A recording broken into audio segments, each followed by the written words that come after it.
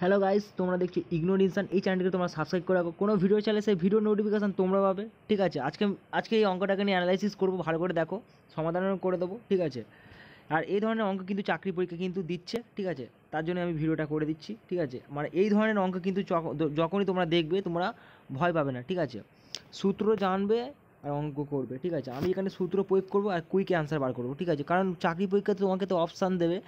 ঠিক আছে, কিন্তু আমি অপশান ছাড়া অঙ্ক কীভাবে বার করতে হয় সেটা তোমাদেরকে দেখাবো। ঠিক আছে, তো মনোযোগ দিয়ে ভিডিওটা দেখো। তো এখানে প্রশ্ন করেছে, দেখো, 40 ডিগ্রি সেলসিয়াস উষ্ণতায় 60 সেন্টিমিটার চাপে কিছু পরিমাণ গ্যাসের আয়তন 100 ঘন সেন্টিমিটার।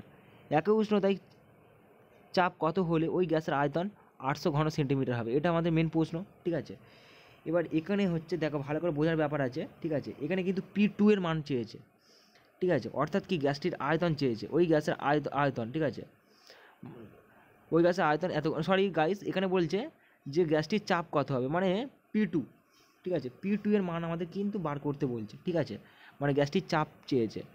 কারণ প্রাথমিক চাপ আমাদের বলে দিচ্ছে 60 সেন্টিমিটার। ঠিক আছে, উষ্ণতা সেম আছে, 40 ডিগ্রি সেলসিয়াস উষ্ণতা। ঠিক আছে, এখানে উষ্ণতার কোনো কিছু করতে হবে না। অনেকে ভাবছে এটা বয়েল এবং চার্লসের সমন্বয় সূত্র হিসাবে তারা অঙ্কের উত্তর বার করবে। ঠিক আছে, আমি মনে করি এটা ওই সূত্র কাজ হবে না। এখানে হচ্ছে এই অঙ্ক, এই প্যাটার্নে অঙ্কের উত্তর বার করতে গেলে এখানে ডাইরেক্ট বয়েলের সূত্র কিন্তু প্রয়োগ করতে হবে। ঠিক আছে, বয়েলের সূত্র যদি প্রয়োগ করি ডাইরেক্ট আমাদের চোখের সামনে অ্যান্সার চলে আসবে। ভালো করে দেখো, বয়েলের সূত্র আমরা জানি কি, P1 P1 = P2 V2, এটা মেন সূত্র। ঠিক আছে, আর আমরা যদি চার্লস এবং বয়েলের সমন্বয় সূত্র ব্যবহার করি, মানে P1 V1/T1 = P2 V2/T2, same সূত্র যদি আমরা অ্যাপ্লাই করি তাহলে আমাদের অ্যান্সার আসবে না। তাহলে আমাদের অ্যান্সার আসতে, মানে অ্যান্সার আনতে গেলে তাহলে আমাদের বয়েলের সূত্র প্রয়োগ করতে হবে। তাহলে বয়েলের সূত্রটা আমরা জানি যেহেতু P1 V1 = P2 V2। ঠিক আছে, এটাই আমাদের হচ্ছে মেন। এই সূত্র প্রয়োগ করবে, অ্যান্সার বেরোবে। দেখো, তাহলে যেহেতু আমাদের বলে দিচ্ছে প্রাথমিক হ্যাঁ, চাপ বলে দিয়েছে, প্রাথমিক আয়তন বলে দিয়েছে, তাহলে আমাদের P2 মান বার করা খুব সহজ। আমি ডাইরেক্ট করছি, দেখো, P2 মান বার হবে ডাইরেক্ট। ঠিক আছে, এবার আমি তোমাদেরকে বোঝাবো মানে এটা কীভাবে এলো। ঠিক আছে, তাহলে এখানে যেহেতু আমাদের প্রাথমিক চাপ বলেছে 60 সেন্টিমিটার ইন্টু গ্যাসটির আয়তন বলে দিচ্ছে 100। ঠিক আছে, অর্থাৎ P1 V1। ঠিক আছে, এটা হচ্ছে P1, এটা হচ্ছে V1। ঠিক আছে, P2 মান বার করছি, আর ঠিক আছে, আর V2 মান আমাদের দিয়ে দিয়েছে। ঠিক আছে, অর্থাৎ গ্যাসটির আয়তনও বলে দিচ্ছে 80 সেন্টিমিটার। এবার এটাকে আমরা কাটাকুটি করে আমাদের উত্তর চলে আসবে, হেভি সহজ ব্যাপার। ঠিক আছে, এটাকে আমাদের কাটাকুটি যদি করে দিই তাহলে আমাদের উত্তর বেরিয়ে আসছে 2 4 8, 2 5 10। ফের কাটছি, 2 2 4, 2 3 6, 0। ফের কাটাকুটি যাবে, 15 দিয়ে যাচ্ছে, 15 × 5। ঠিক আছে, 5 15 কত হচ্ছে 75। তাহলে অবশেষে আমাদের অ্যান্সার দাঁড়াচ্ছে 75, মানে P2 এর মান হচ্ছে 75 সেন্টিমিটার। ঠিক আছে, সেন্টিমিটারে আমাদের অ্যান্সার এসছে। ঠিক আছে, 75 সেন্টিমিটার হচ্ছে আমাদের ওই গ্যাসের আয়তন।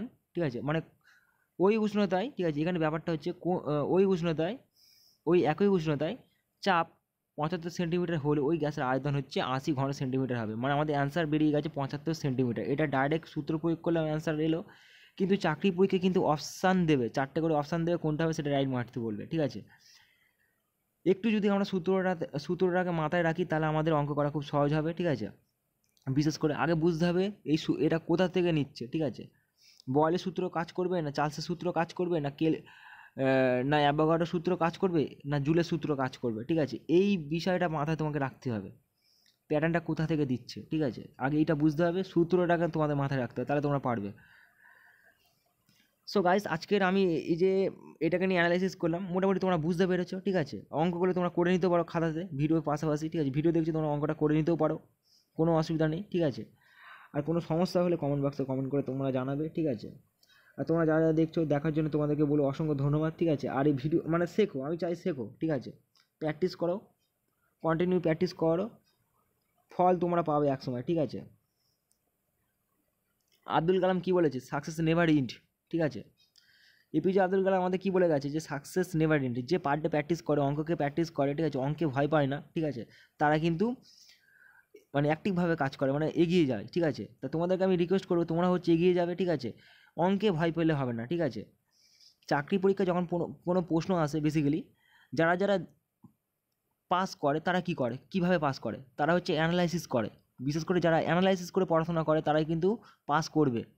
যারা অ্যানালাইসিস করে পড়াশোনা করবে না তাদের ক্ষেত্রে কিন্তু অনেকটা চাপ হয়ে যাবে, ঠিক আছে? পাস করাটা অনেক কঠিন হয়ে যাবে তাদের কাছে। অনেকে ভাবে যে অঙ্ক সাবজেক্টটা খুব কঠিন একটা সাবজেক্ট, ঠিক আছে, খুব ডিফিকাল্ট, টাফ, এরকম ভাবে। এই ধরনের নেগেটিভ চিন্তাভাবনা কিন্তু তোমাদেরকে বাদ দিয়ে পজিটিভ চিন্তাভাবনা করতে হবে, যে অঙ্কটাকে করে দেখাতেই হবে আমাকে, ঠিক আছে? I want to prove my self. সবসময় এইগুলো মাথায় রাখবে, ঠিক আছে? পজিটিভভাবে কাজ করো, ঠিক আছে? অঙ্কও তোমাদেরকে প্র্যাকটিস করতে হবে, ঠিক আছে? অঙ্ক মুখস্থ বিদ্যা চলবে না, ডাইরেক্ট তোমাদের সূত্র মুখস্থ করতে হবে, ঠিক আছে? চাকরি পরীক্ষায় কিন্তু বিশেষ করে অঙ্ক আসবেই, অঙ্ককে কিন্তু ইগনোর করলে হবে না।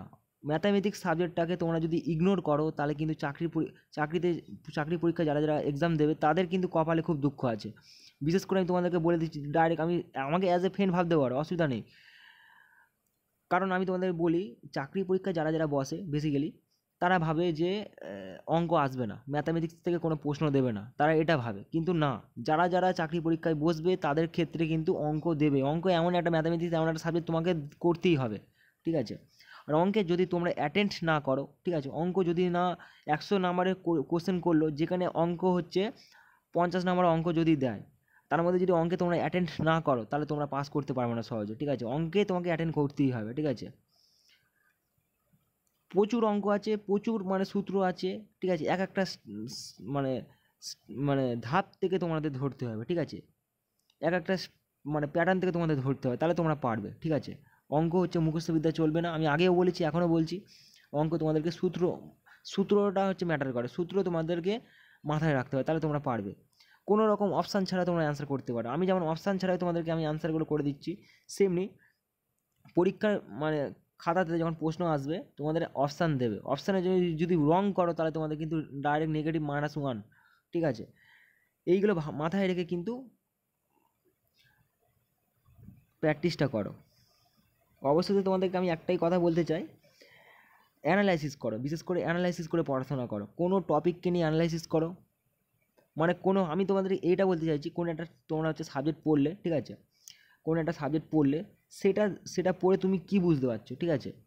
মানে ধরো তুমি হচ্ছে একটা প্যারাগ্রাফ বা একটা লেটার পড়ছো, ঠিক আছে, সেটা পড়ে তুমি কী শিক্ষা পাচ্ছ, ঠিক আছে, কী মানে বুঝলে, সেইটাকে সেই টপিকটা পড়ে কোশ্চেন তৈরি করো, ঠিক আছে? ওই টপিকটা থেকে কী প্রশ্ন আসতে পারে, ঠিক আছে? তারপর ওই প্রশ্নগুলো করো, দেখবে যে হেভি ইজি হবে। পড়াশোনা খুব খুব ভালো একটা বিষয়, ঠিক আছে?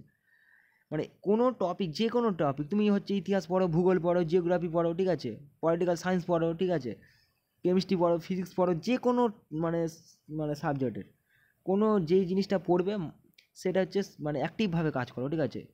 যে আজকে আমার ভালো লাগছে না হিস্ট্রি পড়তে, আজকে আমি অঙ্ক করব। আজকে আমার অঙ্ক করতে ভালো লাগছে না, আজকে আমি পরের দিন আমি ভূগোল করব, ঠিক আছে? এরকম করে করে করো, দেখবে হেভি ইজি হবে, ঠিক আছে? যে ভাবছো আমার এটা ভালো লাগছে, আমি একটু জেনারেল নলেজ পড়ে আসি, ঠিক আছে, জিকে সংক্রান্ত বিষয়ে আমি একটু তথ্যটাকে জেনে নিই, ঠিক আছে, দেশের আইন সম্পর্কে একটু জেনে নিই, আইন বিভাগ থেকে প্রশ্ন আসে, ঠিক আছে, এরকম তো দেবেই, পরীক্ষার সময় তো প্রশ্নগুলো দেবেই, ঠিক আছে? তার জন্য তোমাদেরকে আমি বলবো যে এইগুলোকে নিয়ে অ্যানালাইসিস করো, ঠিক আছে? একটা পেজ পড়ো, পড়ে কী বুঝলে সেটা নিজে নিজে না দেখে লেখার চেষ্টা করো, ঠিক আছে? পাশাপাশি হাতের লেখাটাও সুন্দর হবে, পাশাপাশি কি ওখান থেকে প্রশ্ন বার করো, কী কী প্রশ্ন হতে পারে। তাহলে তোমাদের কাছে দেখবে কোনো কোনো স্যারের কাছে পড়তে যেতে হবে না, ঠিক আছে? কোনো কোচিং সেন্টারে পড়তে যেতে হবে না, টিউশনি নিতে হবে না। অ্যানালাইসিস করে পড়াশোনা যদি করো তোমাদের কেউ ফেল করাতে পারবে না। আর চাকরি পাওয়া খুব অনেকে বলে কঠিন ব্যাপার, কিন্তু প্র্যাকটিস করলে, কষ্ট করলে, মেহনত করলে হবেই। তা লাস্টে আমি এটাই বলবো, তোমরা যারা দেখছো দেখার জন্য ধন্যবাদ, thanks for watching this video. আর আমাদের এই চ্যানেলটিকে সাবস্ক্রাইব করে রাখো, কারণ ভিডিওতে ছাড়লে সেই নোটিফিকেশন তোমরা পাবেই। থ্যাংক ইউ সো মাচ তোমরা যারা দেখছো এতক্ষণ ধরে, আমার মানে আমাকে সহ্য করছো, আমি এটাই মানছি, ঠিক আছে? আর আমাকে ফ্রেন্ড ভাবতে পারো, কোনো অসুবিধা নেই। তোমার আমি যে বললাম এত কথা, তোমরা ভাবছো আমি হচ্ছে বলছি মানে মানে তোমরা কিছু না কিছু একটা ভাবছো তো, ঠিক আছে? সেটাই তোমাদের বলছি যে তোমাদের সবসময় ভালো চাই, সেই দিক থেকে তোমাদের যাতে হেল্প যাতে হয় সেটার দিক থেকে আমি আজকে অঙ্কটা করলাম। তাই তোমাদের বলবো অবশ্যই তোমরা প্র্যাকটিস করো বাড়িতে বসে, ঠিক আছে? ভিডিও ফলো করো, অঙ্ক অঙ্ক করতে পারে না অন্য ভিডিও দেখো, ঠিক আছে? ইউটিউবে অনেক চ্যানেল আছে যে ভিডিও ছেড়ে রেখেছে, ঠিক আছে? স্টাডিজ নিয়ে যে কোনো টপিক যেটা অসুবিধা হবে সেটা তোমরা সার্চ করে দেখে নিতে পারো, দেখে বাড়িতে লেখো, পড়াশোনা করো, তাহলে তোমাদের অনেকটা সাকসেস তোমাদের কাছে। Thank you so much.